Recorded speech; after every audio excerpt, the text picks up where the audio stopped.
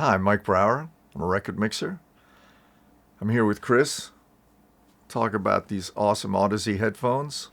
There's a couple of things I've been recently doing on I kind of jumped on the Atmos boat, but I didn't want to invest in the huge amount of budget needed to set up speakers, get somebody to install it. I'm not in a big studio. I've got my own place. There's no need for me to have all these extra speakers. So what I've done is I still got the renderer for music Atmos, and I'll mix it in headphones. And then once I'm done, this was an Italian project I just recently did. Um, I mixed it, and then I went into the city at Flux Studio, where they've got a great Atmos room. I went in there and I just tweaked it. I just made sure that what was going on in my headphones was actually going on. And I made a few little changes. And so the more you you're doing these projects and you're doing it on the headphones and you're going back and forth, it's like anything else. You keep tweaking to the point where you go, okay, I've got that template. Now I know when I'm hearing this, I'll hear that. And again, this is where headphones come into play because I don't have the speakers. So obviously you need headphones that really are going to be as accurate as possible for yourself. I've also done something with I don't know that I can really talk about it yet, but it has to do with Bob Dylan. And over the years, I have mixed several classic Dylan records where the master had been lost, or I was doing something for SACD, and so I was carefully listening to the original. But there's some albums that were the masters were lost, and some engineer just remixed it, and it wasn't discovered till years later. It was just remixed for CD. It wasn't, discovered till later that, wait a minute, this has nothing to do with the original mix. So over the years, I've done some really, really fun Dylan records, and I've just completed one now that I think is it's pretty cool. When I'm mixing, and again, because I have my faders, to me, it just feels like I'm on a console anyway. The fact that I've done all this and it's almost entirely in the box. COVID was a disaster for a lot of reasons, but for me, it forced me to learn how to mix without the need of a lot of hardware. Again, in the beginning, I had to think because I didn't know how to execute my ideas.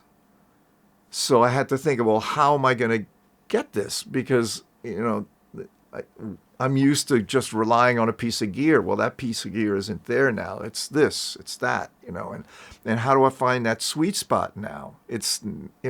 But I'd already gotten used to that. The whole Brauerized approach is actually perfect because the sound happens before the console anyway. All the processing is happening before.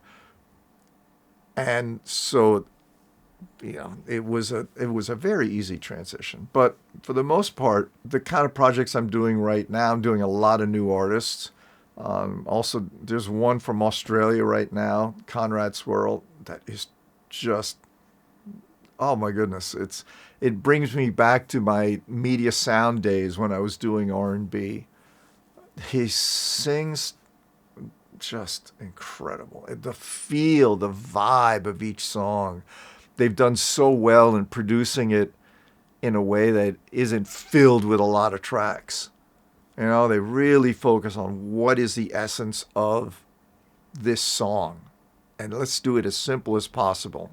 And so when I get that kind of track, it's so much fun for me. I can open up. I have a great time. So that's a project I'm right in the middle of. And then there's a brand new band that I'm probably going to be starting soon, more indie, boom boxes. They're so cool, man. And they're so into vintage amps and vintage EQs, and I think they went to tape, and now they've transferred it to Pro Tools so I can mix it.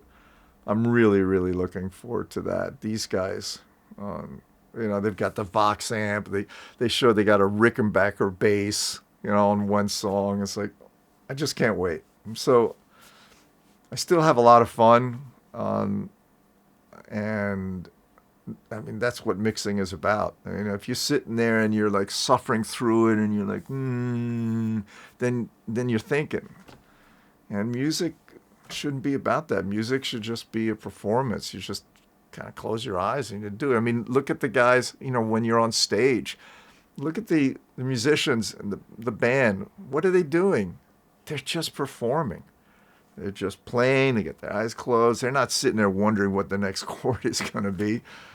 They just perform, and the song feels great. And as a mixer, my favorite mixers do exactly the same thing that I do.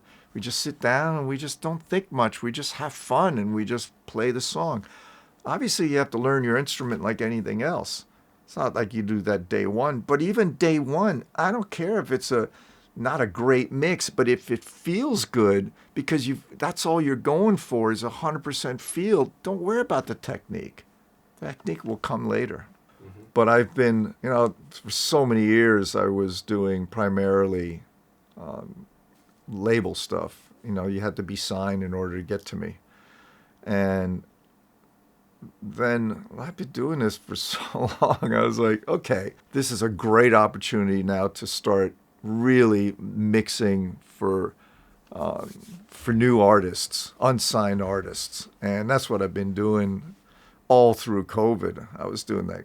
I was so busy doing that. And it's just giving me the opportunity to give back. Same thing with when I was, starting Mix with the Masters. It's just an opportunity now with all the experience I have to give back, or to give an artist a chance to have someone like myself mixing their songs and bringing it out. And it's incredible how many great artists there are. I mean, I rarely mix a bad song. It's just great material out there. So, it's easy, it's quick. I do what I'm always doing, and I'm having fun. And they have access to me now, so it's cool. Feels good. So now that I've really gotten comfortable with mixing in the box, which means that there's a lot less real estate needed. That's really what this comes down to. And the other thing that it really comes down to is whatever revisions the artist has or the producer, it's just a click of a button. I mean, my assistants would have to spend 2.5 hours recalling a console and all the gear, and then the changes would be made, and then 2 days later they might have one more comment, and we'd have to eventually I was just printing stems, so I didn't have to ever go back to the console. Now that I'm at my home essentially, which is pretty awesome. I never thought I'd enjoy that, but I do. Is I want to be able to travel. So if I want to go, for example, to Colorado, and I want to go away for a few weeks, but there's some, work to be done, I'd have to turn around and come home. So I thought, well, I don't want to do that. And Colorado is, for me, a great place that I want to be going to more for one reason, because I'm getting back into bike racing. I raced for many, many years. I had my own team. And now I'm training again, and my coach is out there, and I've met a lot of great people, and there's just a ton of races out there. So I got to do what I'm having fun doing. So what I've done is I've set up a remote suitcase, basically. I have an S1 that goes in there. I have my headphones.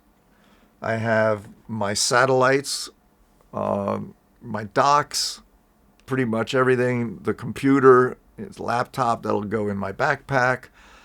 And then I can go anywhere, and I don't need speakers because I got my headphones. So more important that, that your headphones are super, super accurate. For me, these become essential because I can't just get up and go somewhere and then bring my ATCs and set up shop somewhere.